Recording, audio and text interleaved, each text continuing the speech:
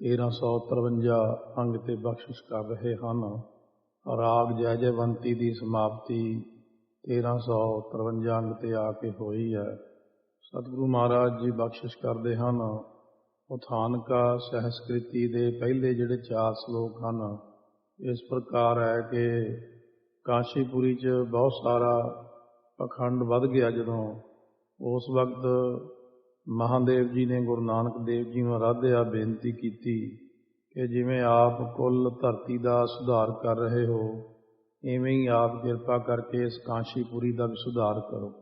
ਉਸ ਵੇਲੇ ਗੁਰੂ ਨਾਨਕ ਦੇਵ ਜੀ ਬਹੁਤ ਦੂਰ ਦੂਰ ਦੇਸ਼ਾਂ ਦੇਸ਼ਾਂਤਰਾਂ 'ਚ ਆਪਣੇ ਚਰਨ ਪਾ ਕੇ ਧਰਤੀ ਨੂੰ ਪਵਿੱਤਰ ਕਰਦੇ ਹੋਏ, ਸਤਿਨਾਮ ਵਾਹਿਗੁਰੂ ਦਾ ਛਿੱਟਾ ਦਿੰਦੇ ਹੋਏ, ਉਪਦੇਸ਼ ਕਰਦੇ ਹੋਏ ਕਾਸ਼ੀਪੁਰੀ 'ਚ ਪਹੁੰਚੇ। ਬਾਰ-ਬਾਰ ਇੱਕ ਸੁੰਦਰ ਅਸਥਾਨ ਦੇਖ ਕੇ ਆਪ ਜੀ ਸਜ ਗਏ। ਜਿਸ ਵੇਲੇ ਗੋਪਾਲ ਦੱਤ ਪੰਡਤ ਨੇ ਸੁਣਿਆ ਕਿ ਗੁਰੂ ਨਾਨਕ ਦੇਵ ਜੀ ਕਾਸ਼ੀਪੁਰੀ ਆ ਕੇ ਫਲਾਣੀ ਜਗ੍ਹਾ 'ਤੇ ਬੈਠੇ ਹਨ, ਕਿਉਂਕਿ ਇਹਨੇ ਭਵਿੱਖਤ ਪੁਰਾਣ 'ਚ ਪੜ੍ਹਿਆ ਹੋਇਆ ਸੀ ਕਿ ਕਲਯੁਗ ਵਿੱਚ ਗੁਰੂ ਨਾਨਕ ਦੇਵ ਜੀ ਦਾ ਅਵਤਾਰ ਹੋਣਾ ਹੈ।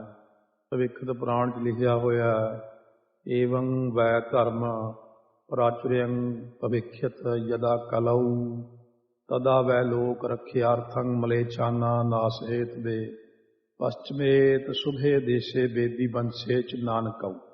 ਕਿ ਉਸੇ ਵੇਲੇ ਆਪਣੇ ਨਾਲ ਹੋਰ ਪੰਡਤਾਂ ਨੂੰ ਨਾਲ ਲੈ ਕੇ ਆ ਪਹੁੰਚਿਆ। ਵਿਦਿਆ ਦੇ ਹੰਕਾਰ ਵਿੱਚ ਮਸਤ ਹੋ ਕੇ ਪੁੱਛਿਆ ਮਹਾਰਾਜ ਸੱਚੇ ਪਾਤਸ਼ਾਹ ਨੂੰ, ਕਿੰਗ ਸ਼ਾਸਤਰ ਅਧੀਤੰ, ਆਪ ਕਿਹੜਾ ਸ਼ਾਸਤਰ ਪੜ੍ਹੇ ਹੋਏ ਹੋ, ਆਪ ਸਾਡੇ ਨਾਲ ਸ਼ਾਸਤਰ ਚਰਚਾ ਕਰੋ।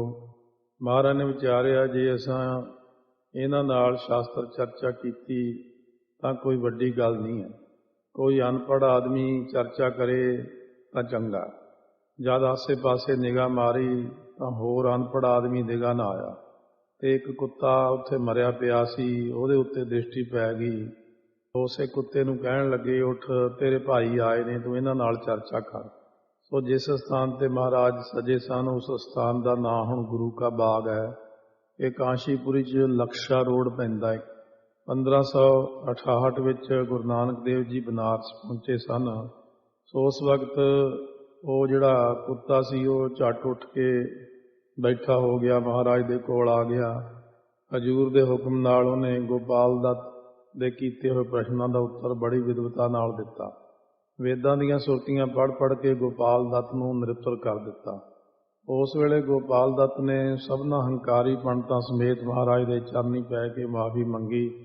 ਦੋਵੇਂ ਹੱਥ ਜੋੜ ਕੇ ਬੇਨਤੀ ਕੀਤੀ, ਸੁਆਮੀ ਜੀ ਆਪ ਪੂਰਨ ਈਸ਼ਵਰ ਅਵਤਾਰ ਹੋ, ਪਰ ਸਾਡੇ ਮਨ ਵਿੱਚ ਇੱਕ ਸ਼ੰਕਾ ਹੈ ਕਿ ਆਪ ਜੀ ਨੇ ਇਸ ਕੁੱਤੇ ਨੂੰ ਸਾਡਾ ਭਾਈ ਕਿਉਂ ਕਿਹਾ। ਸਤਿਗੁਰੂ ਨਾਨਕ ਦੇਵ ਜੀ ਨੇ ਕਿਹਾ ਇਹਦਾ ਉੱਤਰ ਇਹ ਤੁਹਾਨੂੰ ਆਪ ਹੀ ਦੇਵੇਗਾ। ਉਸ ਵੇਲੇ ਹਜ਼ੂਰ ਨੇ ਭਾਈ ਮਰਦਾਨੇ ਨੂੰ ਕਿਹਾ, ਸਤਿਨਾਮ ਵਾਹਿਗੁਰੂ ਦਾ ਨਾਮ ਕਹਿ ਕੇ ਇਸ ਉੱਤੇ ਜਲ ਦਾ ਛਿੱਟਾ ਮਾਰ। ਜਿਸ ਵੇਲੇ ਸਤਿਨਾਮ ਵਾਹਿਗੁਰੂ ਕਹਿ ਕੇ ਭਾਈ ਮਰਦਾਨੇ ਨੇ ਜਲ ਦਾ ਛਿੱਟਾ ਮਾਰਿਆ ਤਾਂ ਉਹ ਉਸੇ ਵੇਲੇ ਕੁੱਤਾ ਮਰ ਗਿਆ ਤੇ ਦਿਵਯ ਸਰੂਪ ਹੋ ਕੇ ਸਾਹਮਣੇ ਖੜ ਗਿਆ। ਦਿਵਯ ਸਰੂਪ ਦਾ ਬੰਦਿਆਂ ਵਾਲਾ 5 ਤੱਤਾਂ ਦਾ ਆਕਾਰ ਨਹੀਂ ਹੁੰਦਾ, ਸਾਡੀ ਸੂਖਮ ਦੇਹੀ ਹੁੰਦੀ ਹੈ ਇਹ। ਸੋ ਦਿਵਯ ਸਰੂਪ ਹੋ ਕੇ ਕਹਿਣ ਲੱਗਿਆ, ਹੇ ਗੋਪਾਲ ਦੱਤ, ਮੈਂ ਵਿਸ਼ਨ ਦੱਤ ਨਾਮ ਕਰਕੇ ਤੇਰਾ ਦਾਦਾ ਹਾਂ। ਮੇਰੇ ਵਿੱਚ ਵੀ ਵਿਦਿਆ ਦਾ ਔਰ ਬ੍ਰਾਹਮਣ ਜਾਤੀ ਦਾ ਹੰਕਾਰ ਬਹੁਤ ਸਾਰਾ ਸੀ। ਵਿਦਿਆ ਦੇ ਮਦ ਕਰਕੇ ਹਰ ਇੱਕ ਨਾਲ ਚਰਚਾ ਕਰਕੇ ਉਹਨੂੰ ਹਰਾ ਕੇ ਉਹਦੇ ਗ੍ਰੰਥ ਖੋਹ ਲੈਂਦਾ ਸਾਂ, ਪਰ ਭਗਵੇ ਕੱਪੜੇ ਪਹਿਰਨ ਵਾਲੇ ਸੰਤਾਂ ਨਾਲ ਤਾਂ ਮੇਰੀ ਖਾਸ ਕਰਕੇ ਬਹਿਸ ਹੁੰਦੀ ਸੀ। ਜਿਵੇਂ ਅੱਜ ਕੱਲ੍ਹ ਮਹਾਂਪੁਰਖਾਂ ਨਾਲ ਬਹਿਸ ਕਰਦੇ ਲੋਕੀ ਉਲਟ ਬੋਲਦੇ ਨੇ। ਸੋ ਕਹਿੰਦਾ ਜਿਹੜਾ ਕੋਈ ਸੰਤ ਅਨਪੜ੍ਹ ਹੋਣ ਕਰਕੇ ਮੇਰੇ ਨਾਲ ਸ਼ਾਸਤਰ ਚਰਚਾ ਨਹੀਂ ਕਰਦਾ ਸੀ ਤਾਂ ਉਹਨੂੰ ਮੈਂ ਇੱਥੋਂ ਤੱਕ ਕਹਿ ਦਿੰਦਾ, ਜੇ ਤੂੰ ਵਿਦਿਆ ਨਹੀਂ ਪੜ੍ਹੀ ਤਾਂ ਬਸਤਰ ਰੰਗ ਕੇ ਵੀ ਪਹਿਰਨੇ ਸਨ, ਫਿਰ ਕਾਹਨੂੰ ਪਾਉਣੇ ਸੀ ਇਹ ਬਸਤਰ, ਕਾਹਦੇ ਲਈ ਪਾਏ ਹੋਏ ਨੇ। ਤੂੰ ਭਗਵੇਂ ਬਸਤਰ ਪਹਿਨ ਕੇ ਭੇਖ ਨੂੰ ਕਿਉਂ ਲਾਜ ਲਾਈ ਹੈ। ਇਸੇ ਤਰ੍ਹਾਂ ਹੀ ਇੱਕ ਦਿਨ ਨਾਮ ਰਸੀਏ ਪੂਰਨ ਕਰਨੀ ਵਾਲੇ ਮਹਾਤਮਾ ਇੱਥੇ ਆ ਪਹੁੰਚੇ, ਪਰ ਮੈਨੂੰ ਇਸ ਗੱਲ ਦਾ ਕੋਈ ਪਤਾ ਨਹੀਂ ਸੀ ਇਹ ਬ੍ਰਹਮ ਗਿਆਨੀ ਨੇ। ਮੈਂ ਤਾਂ ਉਹਨਾਂ ਦੇ ਉੱਪਰਲੇ ਲਿਬਾਸ ਭਗਵੇਂ ਕੱਪੜੇ ਪਾਏ ਦੇਖ ਕੇ ਕਿਹਾ, ਆਪ ਮੇਰੇ ਨਾਲ ਸ਼ਾਸਤਰ ਅਰਥ ਕਰੋ, ਪਰ ਉਹ ਚੁੱਪ ਰਹੇ। ਮੈਂ ਦੁਬਾਰਾ ਕਿਹਾ ਤਾਂ ਵੀ ਚੁੱਪ ਰਹੇ। ਫਿਰ ਮੈਂ ਤੀਜੀ, ਚੌਥੀ, 5ਵੀਂ ਵਾਰ ਵੀ ਕਿਹਾ ਤਾਂ ਉਹ ਬੋਲੇ ਨਾ। ਜਦ ਮੈਂ ਉਹਨਾਂ ਨੂੰ ਬਹੁਤ ਤੰਗ ਕੀਤਾ ਕਿ ਮੇਰੇ ਨਾਲ ਸ਼ਾਸਤਰ ਚਰਚਾ ਕਰੋ, 2 ਪਹਿਰ ਉਹਨਾਂ ਦੇ ਭਜਨ ਵਿੱਚ ਵਿਘਨ ਪਾਇਆ। ਫਿਰ ਅਖੀਰ ਉਹਨਾਂ ਨੇ ਮੈਨੂੰ ਸ਼ਰਾਪ ਦੇ ਦਿੱਤਾ ਕਿ ਕੁੱਤਿਆਂ ਵਾਂਗੂ ਕਿਉਂ ਭੌਂਕਦਾ, ਜਾ ਕੁੱਤਾ ਬਣ ਜਾ ਕੇ। ਉਹਨਾਂ ਦੇ ਸ਼ਰਾਪ ਕਰਕੇ ਮੈਂ ਕੁੱਤਾ ਬਣਿਆ ਰਿਹਾ। ਹੁਣ ਇਹਨਾਂ ਦੀ ਕਿਰਪਾ ਨਾਲ ਮੇਰੀ ਕਲਿਆਣ ਹੋਈ ਹੈ। ਇਹ ਈਸ਼ਵਰ ਆਪ ਹੀ ਅਵਤਾਰ ਧਾਰ ਕੇ ਤੁਹਾਡੀ ਨਗਰੀ 'ਚ ਆਇਆ। ਤੁਸੀਂ ਇਹਨਾਂ ਦੇ ਸਾਹਮਣੇ ਹੰਕਾਰ ਨਾ ਕਰੋ। ਇਸ ਵਿਦਿਆ ਦੇ ਹੰਕਾਰ ਨੂੰ ਛੱਡ ਕੇ ਇਹਨਾਂ ਦੀ ਚਰਨੀ ਪੈ ਕੇ ਉਪਦੇਸ਼ ਲੈ ਕੇ ਮੁਕਤੀ ਦਾਨ ਪ੍ਰਾਪਤ ਕਰੋ। ਇਹ ਗੱਲ ਕਹਿ ਕੇ ਵਿਸ਼ਨ ਦੱਤ ਆਪ ਤਾਂ ਬੈਕੁੰਠ ਧਾਮ ਨੂੰ ਚਲਿਆ ਗਿਆ। ਪਿੱਛੋਂ ਗੋਪਾਲ ਦੱਤ ਨੇ ਮਹਾਰਾਜ ਦੇ ਚਰਨ ਫੜ ਕੇ ਬੇਨਤੀ ਕੀਤੀ, ਇਹ ਸਤਿਗੁਰੂ, ਅਸੀਂ ਆਪ ਦੇ ਸੇਵਕ ਹਾਂ। ਸਾਨੂੰ ਇਹੋ ਜਿਹਾ ਉਪਦੇਸ਼ ਦਿਓ ਜਿਹਨੂੰ ਸੁਣ ਕੇ ਸਾਡੇ ਮਨ ਵਿੱਚ ਸ਼ਾਂਤੀ ਹੋਵੇ ਤੇ ਹੰਕਾਰ ਦੂਰ ਹੋ ਜਾਵੇ ਅਤੇ ਲੋਕ ਪ੍ਰਲੇਪ ਸੁਹੇਲਾ ਹੋਵੇ। ਉਸ ਵੇਲੇ ਗਰੀਬ ਨਵਾਜ ਨੇ ਚਤਰ ਸਲੋਕੀ ਗੀਤਾ ਉਚਾਰ ਕੇ ਗੋਪਾਲ ਦੱਤ ਨੂੰ ਉਪਦੇਸ਼ ਦੇਣਾ ਕੀਤਾ ਹੈ। ਚਤੁਰਦਾਸ, ਗੰਗਾ ਰਾਮ ਆਦਿਕ ਹੋਰ ਪੰਡਤ ਵੀ ਬੈਠੇ ਸੁਣਦੇ ਰਹੇ। ਇਹ ਚਤਰ ਸਲੋਕੀ ਗੀਤਾ ਪੰਡਤਾਂ ਨੂੰ ਬਣਾ ਕੇ ਦਿੱਤੀ ਸੀ। ਬਾਅਦ ਵਿੱਚ ਇਹ ਪੰਜਵੇਂ ਪਾਤਸ਼ਾਹ ਕੋਲ ਫੇਰ ਲੈ ਕੇ ਆਏ ਸੀ ਇਹਨਾਂ ਦੇ ਪੋਤਰੇ। ਸੋ ਆਓ ਸ਼ਰਵਣ ਕਰਦੇ ਹਾਂ। ਪਹਿਲਾਂ ਸਤਿਗੁਰੂ ਮਹਾਰਾਜ ਪਾਵਨ ਬਚਨ ਜਿਵੇਂ ਫਰਮਾਉਂਦੇ ਨੇ। ਸੋ ਸ਼ਲੋਕ ਸਹਿਸਕ੍ਰਿਤੀ, ਇਹਦਾ ਭਾਵ ਹੈ 1000 ਮੁੱਖ ਵਾਲਾ ਜੋ ਸ਼ੇਸ਼ ਨਾਗ ਹੈ, ਉਹਦੇ ਵਿੱਚੋਂ ਆਪਾਂ ਲੈਣੀ ਕਾਵ ਤੇ ਸੰਗੀਤ ਨੂੰ ਮਿਲਾ ਕੇ ਜੋ ਸ਼ਲੋਕ ਰਚੇ ਜਾਣ। ਸੋ ਸਹਿਸਕ੍ਰਿਤੀ ਪ੍ਰਾਕ੍ਰਿਤ ਭਾਸ਼ਾ ਹੈ, ਸੰਸਕ੍ਰਿਤ ਨਾਲ ਬੋਲੀ ਨਹੀਂ ਲਿਖੀ। ਕਾਸ਼ੀ ਵਿੱਚ ਗੋਪਾਲ ਦੱਤ ਪੰਡਤ ਦੇ ਤਾਂ ਹੀ ਇਹ 4 ਸ਼ਲੋਕਾਂ ਦਾ ਸ੍ਰੀ ਗੁਰੂ ਨਾਨਕ ਦੇਵ ਜੀ ਨੇ ਉਪਦੇਸ਼ ਦਿੱਤਾ ਸੀ। ਜਿਹਦਾ ਦਾਦਾ ਵਿਸ਼ਨ ਦੱਤ ਕਿਸੇ ਸਾਧੂ ਦੇ ਸ਼ਰਾਪ ਕਰਕੇ ਕੂਕਰ ਦੀ ਜੂਨ 'ਚ ਪਿਆ ਸੀ। ਸੋ ਮਹਾਰਾਜ ਨੇ ਉਸ ਤੋਂ ਸੁਰਤੀਆਂ ਸਿਮਰਤੀਆਂ ਉਚਰਵਾ ਕੇ ਕਾਸ਼ੀ ਦੇ ਪੰਡਤਾਂ ਨੂੰ ਜਿੱਤਿਆ ਤੇ ਉਹਦੀ ਜੂਨ ਛੁਡਾ ਕੇ ਮੁਕਤੀ ਬਖਸ਼ੀ ਸੀ। ਸੋ ਇਸ ਪ੍ਰਕਾਰ ਬਚਨ ਪਹਿਲਾਂ ਫਰਮਾਇਆ ਮਹਾਮੰਤਰ ਦੇ ਰਾਹੀਂ, ਜੋ ਗੁਰੂ ਨਾਨਕ ਦੇਵ ਮਹਾਰਾਜ ਨੂੰ ਬਖਸ਼ਿਸ਼ ਹੋਈ ਅਕਾਲ ਪੁਰਖ ਵੱਲੋਂ। ਅਕਾਲ ਪੁਰਖ ਜੀ ਨੇ ਗੁਰੂ ਨਾਨਕ ਦੇਵ ਜੀ ਨੂੰ ਇਹ ਮੂਲ ਮੰਤਰ ਜਿਹੜਾ ਆਪਣੇ ਵੱਲੋਂ ਬਖਸ਼ਿਸ਼ ਕੀਤਾ ਗੁਰਪ੍ਰਸਾਦ ਤੱਕ। ਫਿਰ ਗੁਰੂ ਨਾਨਕ ਦੇਵ ਜੀ ਨੇ ਜਿਹੜੀਆਂ ਸੰਗਤਾਂ ਨੂੰ ਬਖਸ਼ਿਆ ਉਹ ਨਾਨਕ ਹੋਸੀ ਵੀ ਸੱਚ ਤੱਕ ਬਖਸ਼ਿਸ਼ ਕੀਤਾ। ਇਹ ਮੂਲ ਮੰਤਰ ਗੁਰੂ ਨਾਨਕ ਦੇਵ ਜੀ ਦਾ, ਇਹਨੂੰ ਮਹਾ ਮੰਤਰ ਕਹਿੰਦੇ ਆ। ਅੱਗੇ ਜਿਹੜਾ ਆਪਾਂ ਨੂੰ ਮਿਲਿਆ ਉਹ ਗੁਰਪ੍ਰਸਾਦ ਤੱਕ ਗੁਰੂ ਨਾਨਕ ਦੇਵ ਜੀ ਨੇ ਜਾਪਾ ਸੱਚ, ਜੁਗਾ ਸੱਚ, ਨਾਨਕ ਹੋਸੀ ਵੀ ਸੱਚ, ਹੈ ਵੀ ਸੱਚ, ਨਾਨਕ ਹੋਸੀ ਵੀ ਸੱਚ ਬਖਸ਼ਿਸ਼ ਕੀਤਾ। ਸੋ ਮਹਾਰਾਜ ਨੇ ਆਪਾਂ ਨੂੰ ਜਿਹੜਾ ਬਖਸ਼ਿਆ ਜਪ ਆ ਸੱਚ, ਜੁਗਾਦ ਸੱਚ, ਹੈ ਵੀ ਸੱਚ, ਨਾਨਕ ਹੋਸੀ ਵੀ ਸੱਚ ਤੱਕ ਪੜ੍ਹਨ ਦਾ ਹੁਕਮ ਕੀਤਾ। ਏਕਾ ਲਾ ਕੇ ਆਓ ਸਤਿਗੁਰੂ ਮਹਾਰਾਜ ਬਖਸ਼ਿਸ਼ ਕਰਦੇ ਹਨ। ਇੱਕ ਓੰਕਾਰ, ਇੱਕ ਤੋਂ ਭਾਵ ਇੱਕ ਅਦੁੱਤੀ ਬ੍ਰਹਮ ਹੈ। ਓੰਕਾਰ ਮੰਗਲ ਸਰੂਪ ਹੈ। ਸਤ ਨਾਮ, ਸਤ ਤੋਂ ਭਾਵ ਤ੍ਰੈ ਕਾਲ ਆਬਾਦ ਹੈ। ਨਾਮ ਤੋਂ ਭਾਵ ਪ੍ਰਸਿੱਧ ਹੈ। ਕਰਤਾ ਪੁਰਖ, ਸਾਰਿਆਂ ਦਾ ਰਚਨਹਾਰ ਹੈ। ਪੁਰਖ ਤੋਂ ਭਾਵ ਪੂਰਨ ਹੈ। ਨਿਰਭਉ ਨਿਰਵੈਰ, ਡਰ ਤੋਂ ਰਹਿਤ ਹੈ, ਵੈਰ ਤੋਂ ਰਹਿਤ ਹੈ। ਅਕਾਲ ਮੂਰਤ, ਸੋ ਕਾਲ ਤੋਂ ਰਹਿਤ ਹੈ। ਉਹਦਾ ਸਰੂਪ ਜਿਹੜਾ ਅਕਾਲ ਸਰੂਪ ਹੈ। ਇੱਕ ਬਾਬਾ ਅਕਾਲ ਰੂਪ, ਦੂਜਾ ਰਬਾਬੀ ਮਰਦਾਨਾ। ਇਹ ਅਕਾਲ ਸਰੂਪ ਹਨ। ਗੁਰੂ ਨਾਨਕ ਦੇਵ ਜੀ ਆਪ ਨਿਰੰਕਾਰ ਆਏ ਨੇ। ਅਜੂਨੀ, ਉਹ ਜੂਨੀਆਂ ਤੋਂ ਰਹਿਤ ਹੈ। ਸਹਿ ਪੰਗ ਸੁਤੇ ਪ੍ਰਕਾਸ਼ ਰੂਪ ਹੈ। ਗੁਰ ਪ੍ਰਸਾਦ, ਵੱਡੀ ਕਿਰਪਾ ਵਾਲਾ। ਗੁਰਾਂ ਦੀ ਕਿਰਪਾ ਸਾਡੇ ਤੇ ਹੁੰਦੀ ਤਾਂ ਉਹਦੀ ਸਾਨੂੰ ਪ੍ਰਾਪਤੀ ਹੁੰਦੀ ਹੈ। ਕਈ ਲੋਕਾਂ ਦੀ ਸ਼ੰਕਾ ਹੈ ਵੀ ਜੇ ਪਰਮੇਸ਼ਰ ਜੂਨਾਂ 'ਚ ਨਹੀਂ ਆਉਂਦਾ ਫਿਰ ਕਹਿੰਦੇ ਗੁਰੂ ਨਾਨਕ ਦੇਵ ਜੀ ਪਰਮੇਸ਼ਰ ਆਪ ਆਏ ਨੇ, ਨਾਲੇ ਮਾਤਾ ਤੋਂ ਆਏ ਨੇ। ਅਈ ਮਾਤਾ ਤੋਂ ਆਇਆ ਉਹ ਜਿਹੜਾ ਉਹਨਾਂ ਨੇ ਸਰੂਪ ਬਣਾਇਆ।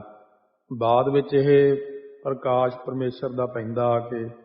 ਇਹ ਗੱਲਾਂ ਹੈਗੀਆਂ ਡੂੰਘੀਆਂ, ਇਹ ਬੜੀ ਡੂੰਘੀ ਚੀਜ਼ ਆ। ਆਮ ਬੰਦੇ ਨੂੰ ਇਹਦੀ ਸਮਝ ਨਹੀਂ ਲੱਗਦੀ।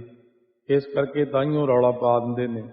ਜਦੋਂ ਇਸ ਰਸਤੇ 'ਤੇ ਚੱਲਾਂਗੇ ਤਾਂ ਇਹਦੀ ਸੋਝੀ ਪੈਦਾ ਹੁੰਦੀ ਹੈ।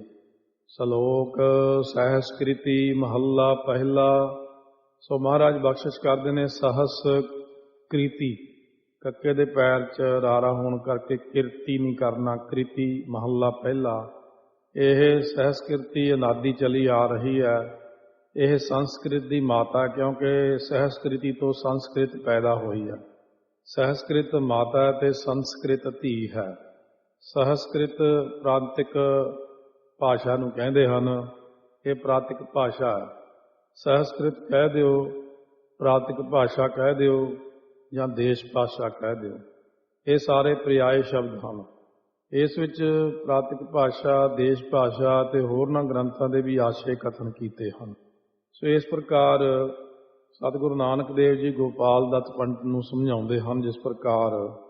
ਪੜ੍ਹ ਪੁਸਤਕ ਸੰਧਿਆ ਬਾਦੰ, ਪੜ੍ਹ ਥੋੜ੍ਹਾ ਜਿਹਾ ਭਾਰਾ ਕਰਕੇ ਕੱਸ ਕੇ ਬੋਲਣਾ ਹੈ। ਤੱਤੇ 'ਚ ਸੱਸੇ ਦੇ ਪੈਰ ਵਿੱਚ ਪੱਤਾ ਲੱਗਿਆ ਦਾ ਪੁਸਤਕ ਸੰਧਿਆ ਬਾਦਨ। ਇਹ ਗੋਪਾਲ ਦੱਤ ਪਖੰਡ ਤੋਂ ਰਹਿਤ ਹੋ ਕੇ ਨਿਮਰਤਾ ਸਹਿਤ ਜਿਹੜਾ ਪੁਸਤਕ ਹੁੰਦਾ ਗ੍ਰੰਥਾਂ ਦਾ ਪੜ੍ਹਨਾ ਪੜ੍ਹਾਉਣਾ ਅਤੇ ਬਾਦਨ ਵਿਖਿਆਨ ਕਰਨਾ ਅਤੇ ਤ੍ਰਿਕਾਲ ਸੰਧਿਆ ਦਾ ਕਰਨਾ, ਉਹ ਤਾਂ ਸਫਲ ਹੈ। ਪਰ ਜਿਹੜਾ ਪੰਡਿਤ ਪਖੰਡ ਪੂਰਵਕ ਗ੍ਰੰਥਾਂ ਦਾ ਪੜ੍ਹਨਾ ਪੜ੍ਹਾਉਣਾ ਅਤੇ ਬਾਦਨ ਵਿਖਿਆਨ ਕਰਕੇ ਬਾਦਨ ਝਗੜਿਆਂ ਦਾ ਕਰਨਾ, ਇਹ ਬੇਅਰਥ ਹੈ। ਪਖੰਡ ਸਹਿਤ ਤ੍ਰਿਕਾਲ ਸੰਧਿਆ ਦਾ ਕਰਨਾ ਵੀ ਨਿਸਫਲ ਹੈ। ਪੁਸਤਕ ਪਾਠ ਵਿਆਕਰਣ ਵਿਖਾਣ ਸੰਧਿਆ ਕਰਮ ਤੇ ਕਾਲ ਕਰੈ, ਬਿਨ ਗੁਰ ਸ਼ਬਦ ਮੁਕਤ ਕਹਾਂ ਪ੍ਰਾਣੀ ਰਾਮ ਨਾਮ ਬਿਨ ਉਰਜ ਮਰੈ। ਪੜ੍ਹ ਪੜ੍ਹ ਲੂਝੈ ਬਾਦ ਵਿਖਾਣ ਹੈ, ਮਿਲ ਮਾਇਆ ਸੁਰਤ ਗਵਾਈ, ਸੇਲ ਪੂਜਸ ਬਗਲ ਸਮਾਧੰ। ਸੋ ਇਸ ਪ੍ਰਕਾਰ ਬਚਨ ਫਰਮਾਉਂਦੇ ਹਨ ਕਿ ਸਿਲ ਜਿਹੜੇ 10 ਪਾਰਖਦ ਹੈ, ਲక్ష్ਮੀ ਅਤੇ ਨਾਰਾਇਣ, ਇਹਨਾਂ 12 ਸਿਲਾਂ ਦਾ ਪੂਜਨ ਕਰਨਾ। ਸਿਲ ਹੁੰਦਾ ਸ਼ਿਵਾਂ ਦੇ ਜੋਤੀ ਲਿੰਗ ਦਾ ਪੂਜਨ ਕਰਨਾ, ਸਿਲ ਹੁੰਦਾ ਸਾਲਗ੍ਰਾਮ ਮੂਰਤੀ ਦਾ ਪੂਜਨ ਕਰਨਾ ਅਤੇ ਬਗਲੇ ਵਾਂਗੂ ਸਮਾਧੀ ਦਾ ਲਗਾਉਣਾ। ਇਹ ਸਭ ਨਾਮ ਤੋਂ ਬਿਨਾਂ ਸਭ ਨਿਸਫਲ ਹੈ। ਸਿਲਾ ਦਾ ਪੂਜਨ ਕਰਕੇ ਉਹਨੂੰ ਫਿਰ ਆਪਣੀ ਬਗਲ ਕੱਛ 'ਚ ਲੈ ਕੇ ਸਮਾਧੀ ਦਾ ਲਗਾਉਣਾ ਨਿਸਫਲ ਹੈ। ਕੱਛ ਵਿੱਚ ਇਸ ਵਾਸਤੇ ਰੱਖ ਲੈਂਦੇ ਕੋਈ ਚੱਕ ਕੇ ਨਾ ਲੈ ਜੇ। ਸਿਲਾ ਨੂੰ ਪੂਜ ਕੇ ਨਦੀ ਤੇ ਬਗਲ ਭਾਵ ਹੁੰਦਾ ਬਗਲ, ਨਦੀ ਦੇ ਬਗਲ ਹੁੰਦਾ ਕਿਨਾਰੇ ਸਮਾਧੀ ਲਗਾਉਣਾ ਸਭ ਨਿਸਫਲ ਹੈ। ਮੁੱਖ ਝੂਠ ਵਿਭੂਖਨ ਸਾਰੰਗ। ਝੂਠ ਸਾਰੰਗ ਹੁੰਦਾ ਲੋਹੇ ਵਾਂਗੂ ਕਾਲਾ ਤੇ ਕਰੜਾ ਹੈ। ਸੋ ਕਿਉਂਕਿ ਝੂਠੇ ਬੰਦੇ ਦਾ ਹਿਰਦਾ ਹਮੇਸ਼ਾ ਕਾਲਾ ਤੇ ਕਠੋਰ ਹੁੰਦਾ, ਪਰ ਇਹ ਜੀਵ ਉਸ ਝੂਠ ਨੂੰ ਮੁਖ ਤੋਂ ਬੋਲ ਕੇ ਸਾਰੰਗ ਹੁੰਦਾ, ਸੋਨੇ ਦੇ ਗਹਿਣਿਆਂ ਵਾਂਗੂ ਸੱਚਾ ਕਰ ਵਿਖਾਉਂਦਾ। ਸੋ ਜਿਵੇਂ ਇੱਕ ਰਾਜਾ ਸੀ, ਉਹਨੇ ਆਪਣੇ ਇੱਕ ਦਿਨ ਮੰਤਰੀਆਂ ਨੂੰ ਪੁੱਛਿਆ, ਮੇਰੇ ਹੱਥ ਦੀਆਂ ਤਲੀਆਂ ਤੇ ਰੋਮ ਕਿਉਂ ਨਹੀਂ? ਕਹਿੰਦੇ ਤੁਸੀਂ ਦਾਨ ਦਿੰਦੇ ਰਹਿੰਦੇ ਹੋ ਜਨਾਬ। ਕਹਿੰਦੇ ਫਿਰ ਤੁਹਾਡੇ ਕਿਉਂ ਨਹੀਂ? ਕਹਿੰਦੇ ਕਿਉਂਕਿ ਸਾਡੇ ਦਾਨ ਲੈਣ ਕਰਕੇ ਵਾਲ ਹੱਥਾਂ ਦੇ ਘਸ ਗਏ, ਤੁਹਾਡੇ ਦਾਨ ਦਿੰਦਿਆਂ ਘਸ ਗਏ। ਇਉਂ ਗੱਲ ਨੂੰ ਐਂ ਬਣਾ ਦੇਣਾ ਜਿਵੇਂ ਬਿਲਕੁਲ ਸੱਚੀ ਹੁੰਦੀ ਹੈ। ਸੋ ਇਸ ਪ੍ਰਕਾਰ 2 ਬੰਦੇ ਠੱਗ ਸੀਗੇ, ਉਹ ਰਾਜੇ ਕੋਲ ਚਲੇ ਗਏ। ਕਹਿੰਦੇ ਜੀ ਐਂ ਗੱਲ ਬਣਾ ਦਿੰਦੇ ਨੇ ਵਧੀਆ, ਜਿਵੇਂ ਬਹੁਤ ਸੁੰਦਰ ਗੱਲ, ਝੂਠੀ ਗੱਲ ਨੂੰ ਸੱਚੀ ਸਾਬਤ ਕਰ ਦਿੰਦੇ ਆ। ਕਹਿੰਦੇ ਕਰਕੇ ਦਿਖਾਓ। ਸੋ ਕਹਿਣ ਲੱਗਿਆ ਇੱਕ ਠੱਗ, ਕਹਿੰਦਾ ਮੈਂ ਕਬੂਤਰ ਦੇ ਗਲੇਲਾ ਮਾਰਿਆ ਜੀ, ਦਰਖਤ 'ਤੇ ਬੈਠਿਆਂ, ਥੱਲੇ ਡਿੱਗਦਿਆਂ ਉਹਦਾ ਕਬਾਬ ਬਣ ਗਿਆ। ਰਾਜਾ ਕਹਿੰਦਾ ਇਹ ਕਿਵੇਂ ਹੋ ਗਿਆ? ਕਹਿੰਦਾ ਜੀ ਕਬੂਤਰ ਨੇ ਰੋੜ ਖਾਧੇ ਹੋਏ ਸੀ, ਜਾਂ ਜਾ ਕੇ ਵੱਜਿਆ ਇੱਧਰੋਂ ਰੋੜ ਨਾਲ ਰੋੜ ਵੱਜੀ, ਅੱਗ ਨਿਕਲੀ। ਕਹਿੰਦੇ ਫਿਰ ਉਹ ਕਬਾਬ ਬਣ ਗਿਆ। ਕਹਿੰਦੇ ਗੱਲ ਤਾਂ ਠੀਕ ਆ ਤੇਰੀ। ਕਹਿੰਦੇ ਹਾਂ ਵੀ ਤੂੰ ਦੱਸ। ਕਹਿੰਦੇ ਜੀ ਮੈਂ ਇੱਕ ਤੀਰ ਮਾਰਿਆ, ਹਿਰਨ ਦਾ ਪਿਛਲਾ ਖੁਰ ਭਾਵ ਉਹਦਾ ਪੈਰ, ਸੋ ਕੰਨ ਸਿੰਘ ਸਾਰੇ ਬਿੰਨਤੇ। ਰਾਜਾ ਕਹਿੰਦਾ ਵੀ ਪਹਿਲਾਂ ਤਾਂ ਮੰਨ ਲਿਆ ਇਹ ਤਾਂ ਤੇਰਾ ਗੱਪ ਹੈ, ਝੂਠ, ਇਹ ਕਿਵੇਂ ਹੋ ਸਕਦਾ? ਕਹਿੰਦਾ ਜੀ ਅਸਲ 'ਚ ਉਹ ਪਿਛਲੇ ਖੁਰ ਨਾਲ ਨਾ ਉਦੋਂ ਆਪਦੇ ਸਿੰਘ ਕੋਲੇ ਖੁਰਕ ਕਰਦਾ ਸੀ। ਜਦ ਮੈਂ ਤੀਰ ਮਾਰਿਆ, ਉਹ ਖੁਰ ਦੇ ਵਿੱਚੋਂ, ਸਿੰਘ 'ਚੋਂ, ਕੰਨ 'ਚੋਂ ਤੀਰ ਪਾਰ ਹੋ ਗਿਆ। ਰਾਜਾ ਕਹਿੰਦਾ ਇਹ ਵੀ ਠੀਕ ਹੈ, ਗੱਲ ਤਾਂ ਗਲਤ ਨਹੀਂ ਹੈ। ਹੁਣ ਇਹ ਗੱਲਾਂ ਝੂਠੀਆਂ, ਪਰ ਉਹਨਾਂ ਨੇ ਝੂਠਿਆਂ ਨੇ ਆਪਸ ਮਿਲ ਕੇ ਉਸ ਧਨਾੜ ਨੂੰ ਸੋਨੇ ਵਾਂਗ ਸੱਚੀਆਂ ਕਰਕੇ ਸੁਣਾਈਆਂ ਜਾਂ ਰਾਜੇ ਨੂੰ ਸੁਣਾਈਆਂ। ਸੋ ਇਸ ਤਰ੍ਹਾਂ ਹੈ ਕਿ ਸਾਰੰਗ ਸੋਨੇ ਦੇ ਗਹਿਣਿਆਂ ਵਾਂਗੂ ਜੋ ਸ਼ੁੱਧ ਬ੍ਰਹਮ ਹੈ, ਉਹਨੂੰ ਮੁੱਖ ਨਾਲ ਝੂਠਾ ਹੀ ਉਚਾਰਨ ਕਰਦਾ ਹੈ ਜੀਵ। ਭਾਵ ਹੋਰਨਾਂ ਨੂੰ ਤਾਂ ਬ੍ਰਹਮ ਗਿਆਨ ਦੇ ਕੇ ਬਚਨ ਸੁਣਾਉਂਦਾ, ਪਰ ਆਪ ਧਾਰਨ ਨਹੀਂ ਕਰਦਾ। ਆਪ ਧਾਰਨ ਤੋਂ ਬਿਨਾਂ ਹੋਣ ਕਰਕੇ ਸਭ ਕੁਝ ਨਿਸਫਲ ਚਲਿਆ ਜਾਂਦਾ। ਤ੍ਰੈਪਾਲ ਤਿਹਾਲ ਵਿਚਾਰੰ।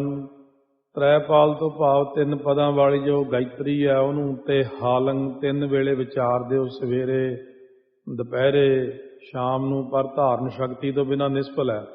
ਸੋ ਤ੍ਰੈਪਦੀ ਜਿਹੜੀ ਗਾਇਤਰੀ ਇਹ ਉਚਾਰਨ ਕਰਦੇ ਨੇ, ਓਮ ਭੂਰ ਬਭਾ ਸਵਾ ਤਤ ਸਵੀ ਤੂਰ ਵ੍ਰੇਯਮ ਭ੍ਰਗੋ ਦੇਵਸਯ ਧੀਮਹੀ ਧਿਓਜਨਾ ਪ੍ਰਚੋਦਿਆਤ।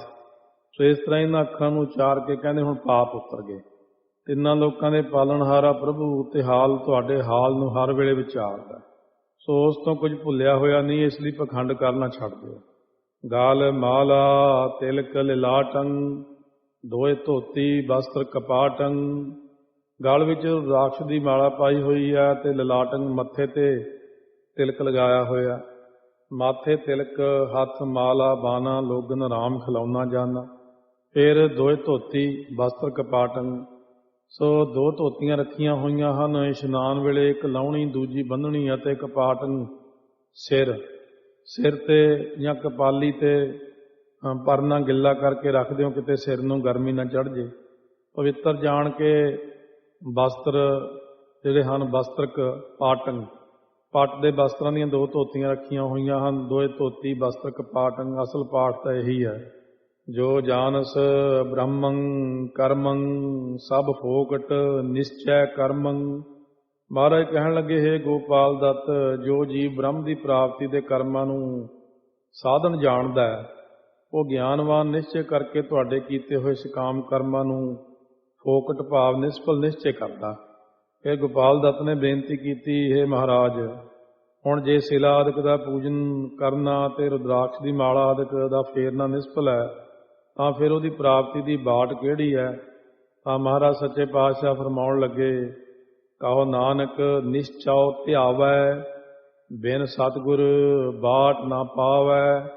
ਨਿਸ਼ਚਉ ਘਨੌੜਾ ਲੱਗਿਆ ਧਿਆਵੇ ਦੇ, ਧਿਆਵੈ ਭਾਵ ਅੱਧਾ ਯਈਆ ਥੱਲੇ ਲੱਗਿਆ ਧੱਦੇ ਦੇ, ਸਿਆਰੀ ਕੰਨਾ ਲੱਗਿਆ ਧਿਆਵੈ।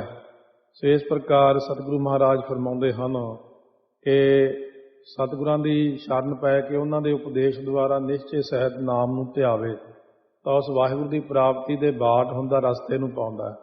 ਪਰ ਸਤਿਗੁਰਾਂ ਤੋਂ ਬਿਨਾਂ ਉਸ ਵਾਹਿਗੁਰੂ ਦੀ ਪ੍ਰਾਪਤੀ ਦੇ ਰਸਤੇ ਨੂੰ ਪਾ ਨਹੀਂ ਸਕਦਾ। ਨਿਹਲੰ ਤਸਯ ਜਨਮਸਯ ਜਾਵਦ ਬ੍ਰਹਮ ਨਾ ਬਿੰਦਤੇ। ਸੋ ਇਹ ਤਸਯ ਅੱਧਾ ਯਈਆ ਜਨਮਸਯ, ਜਿਵੇਂ ਤਸਯ ਬੋਲਣਾ ਤੱਤਾ ਸੱਸਾ ਐੜਾ ਉੱਤੇ ਤੱਤੇ ਦੇ ਅਧਿਕ ਤਸਯ, ਜੱਜਾ ਨੰਨਾ ਮੰਮਾ ਸੱਸਾ ਐੜਾ ਜਨਮਸਯ। ਸੋ ਇਸ ਪ੍ਰਕਾਰ ਇਹ ਜਿਹੜਾ ਪਾਠ ਫਰਮਾਇਆ ਹੈ, ਜਾਵਤ ਜਦੋਂ ਤੱਕ ਇਹ ਜੀਵ ਜਾਵਦ ਜਦ ਤੱਕ ਬ੍ਰਹਮ ਨੂੰ ਨਹੀਂ ਜਾਣਦਾ, ਨਾ ਬਿੰਦ ਤੇ ਤਾਵਦ ਤਦੋਂ ਤੱਕ ਤਸਯ ਪੁਰਸ਼ ਜਿਹੜਾ ਉਹ ਬੰਦਾ ਹੈ, ਜਨਮਸਯ ਨਿਹਫਲੰ, ਇਹ ਅਨਵੇਂ ਕਰਕੇ ਅਰਥ ਹੋਣੇ ਹੈ। ਉਹ ਜੀਵ ਦਾ ਮਨੁੱਖਾ ਜਨਮ ਉਦੋਂ ਨਿਸ਼ਫਲ ਚਲਿਆ ਜਾਂਦਾ। ਇਹ ਸ੍ਰੀ ਕਰਤਾਰਪੁਰ ਸਾਹਿਬ ਵਾਲੀ ਬੀੜ ਅਤੇ ਬਾਬਾ ਦੀਪ ਸਿੰਘ ਜੀ ਵਾਲੀ ਬੀੜ ਵਿੱਚ ਜਾਵਦ ਪਾਠ ਹੀ ਹੈ।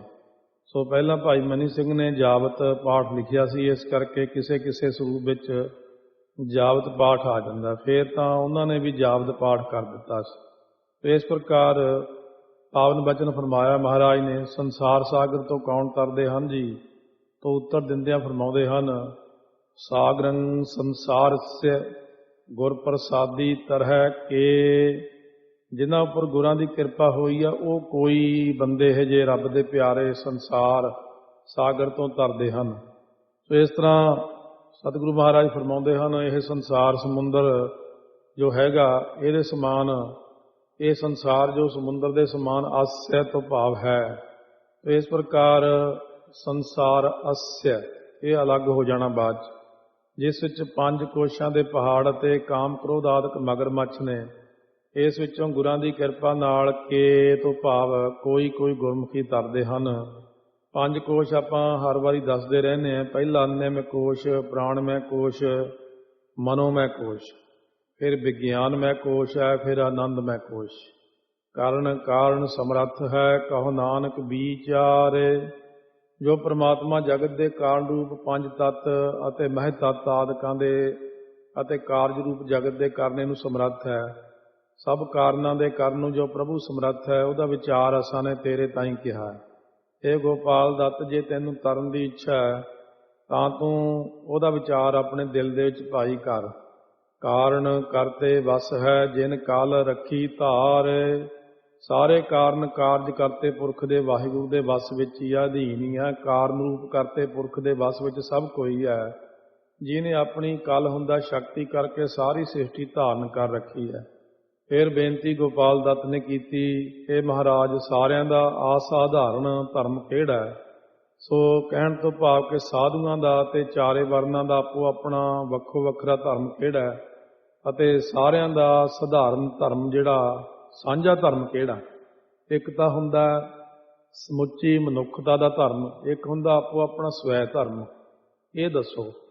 ਸੋ ਸਤਿਗੁਰੂ ਮਹਾਰਾਜ ਬਖਸ਼ਿਸ਼ ਕਰਕੇ ਇਸ ਤਰ੍ਹਾਂ ਫਰਮਾਉਂਦੇ ਹਨ, ਯੋਗ ਸ਼ਬਦੰ ਗਿਆਨ ਸ਼ਬਦੰ ਵੇਦ ਸ਼ਬਦੰ ਤਾਂ ਬ੍ਰਾਹਮਣ ਹੈ, ਤਾਂ ਵੱਖਰਾ ਕਰ ਲੈਣਾ। ਇਸ ਪ੍ਰਕਾਰ ਫਰਮਾਉਂਦੇ ਨੇ, ਪਰਮਾਤਮਾ ਵਿੱਚ ਯੋਗ, ਜੁੜਨ ਵਾਲੇ ਜੋ ਸਾਧੂ ਮਾਤਰ ਹਨ, ਉਹਨਾਂ ਦਾ ਅਸਾਧਾਰਨ ਧਰਮ ਇਹ ਹੈ ਕਿ ਸਵੈ ਸਰੂਪ ਦਾ ਗਿਆਨ ਹੋਣਾ ਅਤੇ ਸ਼ਬਦੰ ਉਪਦੇਸ਼ ਵੀ ਇੱਕ ਗਿਆਨ ਦਾ ਹੀ ਦੇਣਾ।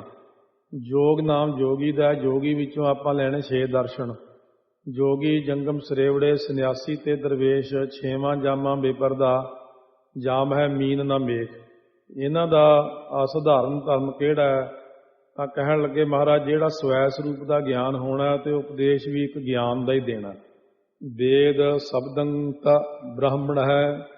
ਬ੍ਰਾਹਮਣ ਦਾ ਸਧਾਰਨ ਧਰਮ ਇਹ ਹੈ ਕਿ ਵੇਦਾਂ ਦਾ ਪੜ੍ਹਨਾ ਪੜ੍ਹਾਉਣਾ, ਜੱਗ ਦਾ ਕਰਨਾ ਕਰਾਉਣਾ, ਦਾਨ ਦਾ ਲੈਣਾ ਦੇਣਾ। ਇੱਥੇ ਥੋੜ੍ਹਾ ਜਿਹਾ ਅਰਥ ਕਰਨ ਵਾਸਤੇ ਇਸ ਪ੍ਰਕਾਰ ਹੈ ਕਿ ਵੇਦ ਸ਼ਬਦੰਤ ਬ੍ਰਾਹਮਣ ਹੈ। ਸੰਧਿਆ, ਇਸ਼ਨਾਨ, ਜਪ, ਹੋਮ, ਦੇਵ ਅਰਚਾ, ਅਤਿਥੀ ਪੂਜਾ, ਇਹਨਾਂ 6 ਕਰਮਾਂ ਦਾ ਕਰਨਾ ਹੀ ਬ੍ਰਾਹਮਣ ਦਾ ਮੁੱਖ ਧਰਮ ਹੈ। ਖੇਤਰੀ ਸ਼ਬਦੰ, ਸੂਰ ਸ਼ਬਦੰ, ਸੂਦਰ ਸ਼ਬਦੰ ਪ੍ਰਾਕ੍ਰਿਤ ਹੈ। ਸੋ ਇੱਥੇ ਖੇਤਰੀ ਪਾਠ ਹੈ, ਖੱਖੇ ਦੇ ਪੈਰ ਦੇ ਵਿੱਚ ਦੇਖੋ ਅੱਧਾ ਹੀ ਹੈ ਖੇਤਰੀ।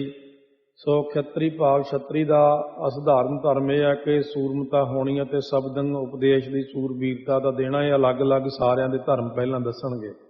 ਛਤਰੀ ਦਾ ਧਰਮ ਲਿਖਿਆ ਕਬੀਰ ਜੀ ਨੇ, ਗਗਨ ਦਮਾਮਾ ਬਾਜਿਓ ਪਰਿਓ ਨਿਸ਼ਾਨੈ, ਘਾਓ ਖੇਜੋ ਮਾਂਡਿਓ ਸੂਰਮਾ ਜੂਝਨ ਕੋ ਦਾਓ, ਸੂਰਾ ਸੋ ਪਹਿਚਾਨੀਆਂ ਜੋ ਲਰੈ ਦੀਨ ਕੇ ਹੇਤ, ਪੁਰਜਾ ਪੁਰਜਾ ਕੱਟ ਮਰੈ ਕਬੂ ਨਾ ਛਾਡੈ ਖੇਤ। ਸੋ ਮਹਾਰਾਜ 10ਵੇਂ ਪਾਤਸ਼ਾਹ ਨੇ ਛਤਰੀ ਦਾ ਧਰਮ ਲਿਖਿਆ, ਸਵਈਆ ਛਤਰੀ ਕੋ ਪੂਤ ਹੋਂ ਬਾਮਨ ਕੋ ਨਾਹੇ, ਕਹਿ ਤਪ ਆਵਤ ਹੈ ਜੋ ਕਰੋ, ਔਰ ਜੰਜਾਰ ਜਿਤੋ ਗ੍ਰਹਿ ਕੋ, ਤੋਹਿ ਤਿਆਗ ਕਹਾਂ ਚਿਤ ਤਾਮੈ ਧਰੋ, ਅਬ ਰੀਝ ਕੇ ਦੇਹੋ ਵਹ ਹਮ ਕੋ, ਜੋ ਹਾਓ ਬਿਨਤੀ ਕਰ ਜੋਰ ਕਰੋ, ਜਬ ਆਓ ਕੀ ਔਧ ਨਿਦਾਨ ਬਨੈ, ਅਤ ਹੀ ਰਨ ਮੈਂ ਤਬ ਜੂਝ ਮਰੋ। ਫੇਰ ਸਵਈਆ ਉਚਾਰਦੇ ਨੇ, ਧੰਨ ਜੀਓ ਤੇ ਕੋ ਜਗ ਮੈਂ, ਮੁਖ ਤੇ ਹਰ ਚਿਤ ਮੈਂ ਜੁਧ ਵਿਚਾਰੈ, ਦੇਹ ਅਨਿਤ ਨ ਨਿਤ ਰਹਿ, ਜਸ ਨਾਵ ਚੜ੍ਹੈ ਭਵ ਸਾਗਰ ਤਾਰੈ, ਧੀਰਜ ਧਾਮ ਬਨਾਏ ਇਹ ਤਨ, ਬੁੱਧ ਸੋ ਦੀਪਕ ਜਿਉ ਜਿਆਰੈ, ਗਿਆਨ ਹੈ ਕੀ ਵੱਢਨੀ ਮਨੋ, ਆਥ ਲੈ ਕਾਤਰਤਾ ਕੁਤਵਾਰ ਬੁਹਾਰੈ। ਅਥਵਾ ਇਹ ਵੀ ਫਰਮਾਉਂਦੇ ਨੇ, ਸਵਈਆ ਦੇਹ ਸ਼ਿਵਾ ਬਰ ਮੋਹੇ, ਇਹ ਸ਼ੁਭ ਕਰਮਨ ਤੇ ਕਬਹੁ ਨ ਟਰੋ, ਨ ਡਰੋ ਅਰਸੋਂ ਜਬ ਜਾਏ ਲਰੋਂ, ਨਿਸ਼ਚੈ ਕਰੇ ਆਪਣੀ ਜੀਤ ਕਰੋ, ਅਰ ਸਿਖਹੁ ਆਪਣੇ ਹੀ ਮਨ ਕਉ, ਇਹ ਲਾਲਚ ਹਉ ਗੁਣ ਤਾਉ ਚਰੋ, ਜਬ ਆਪ ਕੀ ਔਧ ਨਿਦਾਨ ਬਣੈ, ਅਤ ਹੀ ਰਨ ਮੈਂ ਤਬ ਜੂਝ ਮਰੋ। ਇਹ 99 ਅੰਗ ਤੇ ਮਹਾਰਾਜ ਨੇ ਇਹ ਜੋ ਹੈ ਦੇਹ ਸ਼ਿਵਾ ਬਰ ਮੋਹੇ ਫਰਮਾਇਆ। ਬਾਕੀ ਸਾਰੇ ਜੋ 570 ਅੰਗ ਤੇ ਹਨ 10ਵੇਂ ਗ੍ਰੰਥ ਵਿੱਚ ਸ਼ੂਦਰ ਸ਼ਬਦੰ ਪ੍ਰਾਕ੍ਰਿਤ ਹੈ। ਸੋ ਸ਼ੂਦਰ ਦਾ ਅਸਧਾਰਨ ਧਰਮ ਇਹ ਹੈ ਜਿਹੜਾ ਪ੍ਰਾਕ੍ਰਿਤ ਹੈ, ਪਰਾਈ ਕਿਰਤ ਕਰਨੀ, ਅਰਥਾਤ ਕਹਿਣ ਤੋਂ ਭਾਵ ਨੌਕਰੀ ਵਗੈਰਾ ਕਰਨੀ। ਵੈਸ਼ ਦਾ ਅਸਧਾਰਨ ਧਰਮ ਕਿਹੜਾ ਹੈ? ਜਿਹੜਾ ਆਪਣੀ ਧਰਮ ਦੀ ਕਿਰਤ ਹੈ, ਕਿਰਤ ਦੁਕਾਨ ਤੇ ਬੈਠ ਕੇ ਕਰਨੀ ਹੈ, ਜਾਂ ਕਿਰਤ ਹੈ ਖੇਤੀਬਾੜੀ ਕਰਨੀ ਹੈ, ਇਹ ਵੈਸ਼ ਦਾ ਅਸਾਧਾਰਨ ਧਰਮ ਹੈ। ਪਿਛਲੇ ਜ਼ਮਾਨੇ ਅੰਦਰ ਇਹ ਚਾਰੇ ਧਰਮ ਇਕੱਲੇ ਇਕੱਲੇ ਮਨੁੱਖ ਵਿੱਚ ਸਨ। ਵੇਦ ਪੜ੍ਹਨ ਦਾ ਧਰਮ ਬ੍ਰਾਹਮਣ ਵਿੱਚ ਸੀ, ਜੰਗ ਕਰਨਾ ਛਤਰੀ ਦਾ ਧਰਮ ਸੀ, ਹੱਕ ਦੀ ਕਿਰਤ ਕਮਾਈ ਕਰਨੀ ਵੈਸ਼ ਦਾ ਧਰਮ ਸੀ, ਪਰਾਏ ਦੀ ਸੇਵਾ ਜੋ ਨੌਕਰੀ ਕਰਨੀ ਹੈ ਸ਼ੂਦਰ ਦਾ ਧਰਮ ਸੀ। ਪਰ ਕਲਗੀਧਰ ਪਿਤਾ ਜੀ ਨੇ ਇਹ ਚਾਰੇ ਧਰਮ ਖਾਲਸੇ 'ਚ ਕਾਇਮ ਕਰਤੇ ਹੈ। ਪਾਠ ਕਰਨ ਵੇਲੇ ਖਾਲਸੇ 'ਚ ਬ੍ਰਾਹਮਣ ਦਾ ਧਰਮ ਹੈ, ਜੰਗ ਕਰਨ ਵੇਲੇ ਛਤਰੀ ਦਾ ਧਰਮ ਹੈ, ਆਪਣੀ ਕਿਰਤ ਕਰਨ ਵੇਲੇ ਵੈਸ਼ ਦਾ ਧਰਮ ਆ ਜਾਂਦਾ ਹੈ, ਦੂਜੇ ਮਨੁੱਖ ਦੀ ਜਾਂ ਲੰਗਰ ਦੀ ਸੇਵਾ ਕਰਨ ਵੇਲੇ ਸੇਵਾਦਾਰਾਂ ਵਾਲਾ ਭਾਵ ਸ਼ੂਦਰਾਂ ਵਾਲਾ ਧਰਮ ਆ ਜਾਂਦਾ ਹੈ। ਹੁਣ ਸਾਰਿਆਂ ਦਾ ਸਧਾਰਨ ਧਰਮ, ਸਾਂਝਾ ਧਰਮ ਸਾਰੀ ਮਨੁੱਖਤਾ ਦਾ ਕੀ ਹੈ ਉਹ ਦੱਸੋ। ਤਾਂ ਸਤਿਗੁਰੂ ਮਹਾਰਾਜ ਫਰਮਾਉਂਦੇ ਹਨ, ਸਰਬ ਸ਼ਬਦੰ ਤਾਂ ਏਕ ਸ਼ਬਦੰ, ਜੇ ਕੋ ਜਾਣਸ ਭੇਓ। ਸਾਰਿਆਂ ਦਾ ਸਾਂਝਾ ਸ਼ਬਦੰ ਤਾਂ ਧਰਮ ਇਹ ਹੈ ਜਿਹੜਾ ਇੱਕ ਸ਼ਬਦੰ ਬ੍ਰਹਮ ਦਾ ਜਾਣਨਾ। ਜਿਹੜਾ ਕੋਈ ਬੰਦਾ ਗੁਰਾਂ ਦੁਆਰੇ ਉਸ ਬ੍ਰਹਮ ਦੀ ਪ੍ਰਾਪਤੀ ਦੇ ਭਿਓ ਭੇਦ ਨੂੰ ਜਾਣਦਾ। ਨਾਨਕ ਤਾ ਕੋ ਦਾਸ ਹੈ, ਸੋਈ ਨਿਰੰਜਨ ਦੇਵ। ਮਹਾਰਾਜ ਜੀ ਕਥਨ ਕਰਦੇ ਉਹ ਨਿਰੰਜਨ ਦੇਵ ਦਾ ਸਰੂਪ ਹੁੰਦਾ। ਜਿਹੜਾ ਕੋਈ ਉਸ ਦਾ ਦਾਸ ਹੁੰਦਾ ਹੈ ਉਹ ਸੰਸਾਰ ਤੋਂ ਤਰ ਜਾਂਦਾ। ਗੁਰੂ ਸਾਹਿਬ ਜੀ ਇਉਂ ਕਹਿੰਦੇ ਉਸ ਬ੍ਰਹਮ ਗਿਆਨੀ ਦਾ ਜੋ ਦਾਸ ਹੁੰਦਾ ਉਹ ਨਿਰੰਜਨ ਦੇਵ ਦਾ ਸਰੂਪ ਹੋ ਜਾਂਦਾ। ਪੰਡਿਤ ਗੋਪਾਲ ਦੱਤ ਜਿਵੇਂ ਜਿਵੇਂ ਗਰੀਬ ਨਵਾਜ ਤੋਂ ਬਾਣੀ ਸੁਣਦਾ ਗਿਆ ਉਵੇਂ ਉਵੇਂ ਫਿਰ ਉਹਦੇ ਮਨ ਦੀ ਸ਼ਰਧਾ ਵੱਧਦੀ ਗਈ। 3 ਪੌੜੀਆਂ ਸੁਣਦਿਆਂ ਤੱਕ ਜਦ ਅਤਿਅੰਤ ਸ਼ਰਧਾ ਵੱਧ ਗਈ ਤਦ ਮਹਾਰਾਜ ਨੇ ਉਹਨੂੰ 4ਥੀ ਪੌੜੀ ਵਿੱਚ ਮਹਾਵਾਕ ਦਾ ਫਿਰ ਉਪਦੇਸ਼ ਬਖਸ਼ਿਸ਼ ਕੀਤਾ ਹੈ। ਸਤਿਗੁਰੂ ਮਹਾਰਾਜ ਨੇ ਏਕ ਕ੍ਰਿਸ਼ਨੰ ਤਾਂ ਸਰਬ ਦੇਵਾ, ਦੇਵ ਦੇਵਾ ਤਾਂ ਆਤਮਾ ਹੈ, ਇੱਕ ਜੋ ਕ੍ਰਿਸ਼ਨ ਦੇਵ ਪਰਮਾਤਮਾ ਭਾਵ ਪਰਮਾਤਮਾ ਦੀ ਗੱਲ ਕੀਤੀ ਆ, ਸਾਰਿਆਂ ਦੇਵਤਿਆਂ ਦਾ ਦੇਵ ਸੁਆਮੀ ਮਾਲਕ ਹੈ, ਉਹ ਤਾਂ ਆਤਮਾ ਹੈ ਭਾਵ ਜੀਵ ਰੂਪ ਹੈ। ਸੋ ਇੱਕ ਜੋ ਕ੍ਰਿਸ਼ਨਨ ਦਾ ਭਾਵ ਪਰਮਾਤਮਾ ਹੈ ਜਿਸ ਵਿੱਚ ਕ੍ਰਿਸਤਾਈ ਨਹੀਂ ਹੈ। ਜ਼ਮੀਨ ਜਮਾ ਕੇ ਬਿਖੈ ਸਮਸਤੇ, ਇੱਕ ਜੋਤ ਹੈ, ਨਾ ਘਾਟ ਹੈ ਨਾ ਬਾੜ ਹੈ, ਨਾ ਘਾਟ ਬਾੜ ਹੋਤ ਹੈ। ਸੋ ਸਾਰਿਆਂ ਦੇਵ ਆਦੇਵ ਭਾਵ ਦੇਵਤਿਆਂ ਤੇ ਦੈਂਤਾਂ ਦਾ ਦੇਵ ਹੁੰਦਾ ਸੁਆਮੀ, ਉਹ ਤਾਂ ਆਤਮਾ ਜੀਵ ਰੂਪ ਹੈ। ਇੱਕ ਜੋ ਪਰਮਾਤਮਾ ਜੀ ਦੀ ਕ੍ਰਿਸ਼ਨਨ ਦਾ ਭਾਵ ਅਗਨੀ ਸਮਾਨ ਚੇਤਨ ਸੱਤਾ ਦਾ ਪ੍ਰਕਾਸ਼ ਹੈ, ਤਾਂ ਅਤੇ ਜਾ ਦਾ ਆਪਸ ਵਿੱਚ ਸੰਬੰਧ ਹੋਣ ਕਰਕੇ ਤਾ ਦਾ ਅਰਥ ਜੋ ਕਰਨਾ ਹੈ, ਜੋ ਸਭ ਦੇਵਾਂ ਦਾ ਪ੍ਰਕਾਸ਼ਕ ਹੈ। ਪ੍ਰਕਾਸ਼ਕ ਤਾਂ ਸੂਰਜ ਚੰਦਰਮਾ ਵੀ ਹਨ। ਮਹਾਰਾਜ ਕਹਿਣਗੇ ਉਹ ਪਰਮੇਸ਼ਰ ਸੂਰਜ ਚੰਦਰਮਾ ਆਦਿਕ ਦੇਵ ਦੇਵਾ ਦੇਵਤਿਆਂ ਦਾ ਵੀ ਪ੍ਰਕਾਸ਼ ਰੂਪ ਹੈ। ਉਸ ਪਰਮੇਸ਼ਰ ਤਾਂ ਆਤਮਾ ਹੈ ਤੋਂ ਭਾਵ ਜੀ ਰੂਪ ਹੈ। ਮਹਾਰਾਜ ਨੇ 10ਵੇਂ ਪਾਤਸ਼ਾਹ ਨੇ ਕਿਹਾ ਨਮੋ ਸੂਰਜ ਸੂਰਜੇ, ਸੂਰਜਾਂ ਦਾ ਵੀ ਸੂਰਜ ਹੈ, ਸੂਰਜ ਨੂੰ ਵੀ ਉਹ ਪ੍ਰਕਾਸ਼ ਦੇਣ ਵਾਲਾ। ਆਤਮੰ ਸ੍ਰੀ ਵਾਸਵਦੇਵਸਯ ਜੇ ਕੋਈ ਜਾਣ ਸੁਭੇਵ। ਸੋ ਸੱਸੇ ਦੇ ਪੈਰ ਦਾ ਵਾਹਵਾ ਔਂਕੜ ਵਾਂਗੂ ਬੋਲਣਾ। ਇਸ ਪ੍ਰਕਾਰ ਬਾਸਵ ਤੇ ਪੈਰ ਦਾ ਯਈਆ ਮੁਕਤੇ ਐੜੇ ਵਾਂਗੂ ਬੋਲੇਗਾ। ਬਾਸਵ ਨੂੰ ਬਾਸਵ ਬੱਬੇ ਕੰਨਾ ਸੱਸੇ ਔਂਕੜ ਐੜਾ ਇਹਦੇ ਵਾਂਗੂ ਬੋਲਣਾ, ਤੇ ਦੇਵਸਯ ਦੱਦੇ ਲਾਂ ਵਾਹਵਾ ਸੱਸਾ ਐੜਾ ਉੱਤੇ ਟਿੱਪੀ ਦੇਵਸਯ ਵਾਂਗੂ ਇਸ ਤਰ੍ਹਾਂ ਬੁਲਾਉਣਾ ਇਹਨਾਂ ਨੂੰ। ਆਤਮੰ ਸ੍ਰੀ ਵਾਸਵ ਦੇਵਸਯ ਜੇ ਕੋਈ ਜਾਣਸ ਭੇਵ, ਅਤੇ ਆਤਮੰ ਹੁੰਦਾ ਜੀਵ, ਸ੍ਰੀ ਸੁਭਾਏਮਾਨ ਬਾਸਾ ਦੇਣ ਵਾਲਾ ਜੋ ਪਰਮਾਤਮਾ ਅਸਯ ਭਾਵ ਹੈ, ਸੋ ਉਹਦਾ ਸਰੂਪ ਹੈ। ਕਹੋ ਕਬੀਰ ਇਹੋ ਰਾਮ ਕੀ ਅੰਸ, ਜਸ ਕਾਗਦ ਪਰ ਮਿਟੈ ਨ ਮੰਸ। ਆਤਮ ਮੈਂ ਰਾਮ, ਰਾਮ ਮੈਂ ਆਤਮ ਚੀਨਿਸ ਗੁਰ ਵਿਚਾਰਾ। ਮਨ ਤੂੰ ਜੋਤ ਸਰੂਪ ਹੈ ਆਪਣਾ ਮੂਲ ਪਛਾਣ, ਮਨ ਹਰ ਜੀ ਤੇਰੇ ਨਾਲ ਹੈ ਗੁਰਮਤੀ ਰੰਗ ਬਾਣ। ਜਿਹੜਾ ਕੋਈ ਜੀਵ ਇਸ ਤਰ੍ਹਾਂ ਜੀਵ ਈਸ਼ਵਰ ਦੀ ਅਭੇਦਤਾ ਦੇ ਭੇਦ ਨੂੰ ਜਾਣਦਾ ਹੈ, ਸੋ ਮਹਾਰਾਜ ਨੇ ਜਿਵੇਂ ਬਚਨ ਫਰਮਾਇਆ, ਜੈਸੇ ਏਕ ਆਗ ਤੇ ਕਨੂਕਾ ਕੋਟ, ਆਗ ਉਠੇ ਨਿਆਰੇ ਨਿਆਰੇ ਹੋਏ ਕੈ ਫਿਰ ਆਗ ਮੈਂ ਮਿਲਾਹੇਂਗੇ। ਜੈਸੇ ਏਕ ਧੂਰ ਤੇ ਅਨੇਕ ਧੂਰ ਪੂਰਤ ਹੈ, ਧੂਰ ਕੇ ਕਨੂਕਾ ਫਿਰ ਧੂਰ ਹੀ ਸਮਾਹੇਂਗੇ। जैसे एक नद ते तरंग कोट उपजित है, पान के तरंग सब है पान ही कहाएंगे। तैसे विश्व रूप ते अभूत भूत प्रगट होए, ताही ते उपज सब है ताही मैं समाहेंगे। ये 10वें पातशाह ने बचन लिखे 19 अंग ते। सो बचन फरमाउंदे हन कि घट उपाधि भेद करके जिवें प्रतिबिंब बिंब तो भिन्न प्रतीत हुंदा है, पर जिस वेले डंडा मार के घट नूं भंन दिता तां उस वेले प्रतिबिंब बिंब नूं जाके मिलदा। की समझ लगी? भाव कहण तो घड़े की उपाधि करके जिमें घड़े च पानी पा के रखे है, सूरज उपर असमान विच है, उहदा प्रतिबिंब घड़े च पैंदा है। सूरज ते घड़े वाला सूरज अलग अलग प्रतीत होंदे है। जो डंडा मार के तोड़िया घड़ा भंनता, वो फिर वो जिहड़ा प्रतिबिंब घड़े च पानी करके पैंदा सी, वो वापस जा मिलिया सूरज विच, आया भी नहीं, बस दिखदा ही सी। इसे तरह अंतःकरण घट उपाधि काम कर्म रूप जल करके प्रतिबिंब रूप जीव ब्रह्म तो भिन्न प्रतीत होंदा। की भाव? इसे तरह कहते अंतःकरण घड़े की उपाधि वांगू अपने हिरदे जिहड़ा अंतःकरण अंदर ਉਹਦੇ ਵਿੱਚ ਪਾਣੀ ਕਿਹੜਾ ਭਰਿਆ ਹੋਇਆ, ਜਿਹੜੇ ਆਪਾਂ ਸਕਾਮ ਕਰਮ ਕਰਦੇ ਹਾਂ, ਸਹਿਤ ਕਾਮਨਾ ਦੇ ਕਰਮਾਂ ਨੂੰ ਕਰਦੇ ਹਾਂ। ਸਕਾਮ ਕਰਮਾਂ ਰੂਪ ਜਲ ਕਰਕੇ ਇਹ ਪ੍ਰਤੀਬਿੰਬ ਰੂਪ ਜੀਵ ਬ੍ਰਹਮ ਤੋਂ ਵੱਖਰਾ ਪ੍ਰਤੀਤ ਹੁੰਦਾ ਹੈ। ਜਿਸ ਵੇਲੇ ਗਿਆਨ ਰੂਪ ਡੰਡੇ ਨਾਲ ਅੰਤःਕਰਨ ਰੂਪ ਘੜੇ ਨੂੰ ਭੰਨਤਾ ਤੇ ਸਕਾਮ ਕਰਮਾਂ ਰੂਪ ਜਲ ਡੋਲਤਾ, ਸਕਾਮ ਹੁੰਦਾ ਨਿਸਕਾਮ ਹੋ ਗਿਆ। ਜਦੋਂ ਸਕਾਮ ਨੂੰ ਛੱਡ ਦਿਓ, ਕਿਉਂਕਿ ਸਵੇਰੇ ਵੀ ਦੱਸਿਆ ਸੀ ਬਈ ਇਹ ਜਿਹੜਾ ਪਾਠ ਕਰੀ ਜਾਣੇ ਨਾਲੇ ਫੁਰਨੇ ਕਰੀ ਜਾਣੇ, ਆਹ ਕੰਮ ਬਣ ਜੇ, ਆਹ ਕੰਮ ਬਣ ਜੇ, ਆਹ ਕੰਮ ਬਣ ਜੇ, ਇਹ ਸਕਾਮ ਕਰਮਾਂ ਦਾ ਜਲ ਭਰੀ ਜਾਂਦੇ ਆ। ਬਾਅਦ 'ਚ ਕਹਿੰਦੇ ਮੈਨੂੰ ਬ੍ਰਹਮ ਗਿਆਨ ਨਹੀਂ ਹੋਇਆ, ਰਸ ਨਹੀਂ ਆਇਆ, ਇਕਾਗਰਤਾ ਨਹੀਂ ਹੋਈ, ਮਨ ਨਹੀਂ ਟਿਕਿਆ, ਜਾਂ ਤਾਂ ਇਹ ਲੈ ਲਓ ਜਾਂ ਉਹ ਲੈ ਲਓ। ਹੁਣ ਮਹਾਰਾਜ ਕਹਿੰਦੇ ਸਕਾਮ ਕਰਮ ਕਰਨੇ ਛੱਡ ਦੇ ਤਾਂ ਤੇਰੀ ਪਰਾਲਬਧ ਮਿਲੀ ਹੋ ਜਾਣੀ ਆ, ਨਿਸਕਾਮ ਹੋ ਜਾ। ਬਾਣੀ ਪੜ੍ਹਦਿਆਂ ਕੋਈ ਕਾਮਨਾ ਨਾ ਕਰ, ਫੇਰ ਠੰਡ ਪੈਣੀ ਮਨ ਨੂੰ। ਸਕਾਮ ਕਰਮ ਸੋਚੀ ਜਾਂਦਾ ਆਹ ਬਣ ਜੇ, ਆਹ ਬਣ ਜੇ, ਫਿਰ ਨਹੀਂ ਬਣਦਾ, ਫਿਰ ਨਿੰਦਾ ਕਰਦਾ। ਇੰਨੇ ਪਾਠ ਕੀਤੇ ਸੀ, ਕੰਮ ਨਹੀਂ ਬਣਿਆ, ਫਿਰ ਉਹ 'ਚ ਦੋਸ਼ੀ ਹੋ ਜਾਂਦਾ। ਲੋੜ ਹੀ ਨਹੀਂ। ਮਹਾਰਾਜ ਕਹਿੰਦੇ ਸਹਿਤ ਕਾਮਨਾ ਦੇ ਕਰਮ ਕਰਨ ਅੰਦਰ ਜਲ ਭਰਿਆ ਹੋਇਆ, ਡੋਲ ਦੇ ਤੇ ਨਿਸਕਾਮ ਹੋ ਜਾਏ, ਜੀਵ ਬ੍ਰਹਮ ਨਾਲ ਭੇਦ ਹੋ ਜਾਂਦਾ। ਇਸ ਤਰ੍ਹਾਂ ਦੇ ਭੇਦ ਨੂੰ ਜਿਹੜਾ ਗਿਆਨਵਾਨ ਜਾਣ ਲੈਂਦਾ, ਨਾਨਕ ਤਾਕੋ ਦਾਸ ਹੈ ਸੋਈ ਨਿਰੰਜਨ ਦੇਵ। ਮਹਾਰਾਜ ਕਥਨ ਕਰਦੇ ਉਹ ਨਿਰੰਜਨ ਦੇਵ ਪ੍ਰਮਾਤਮਾ ਦਾ ਸਰੂਪ ਹੈ, ਤਾ ਕੋ ਦਾਸ ਹੈ।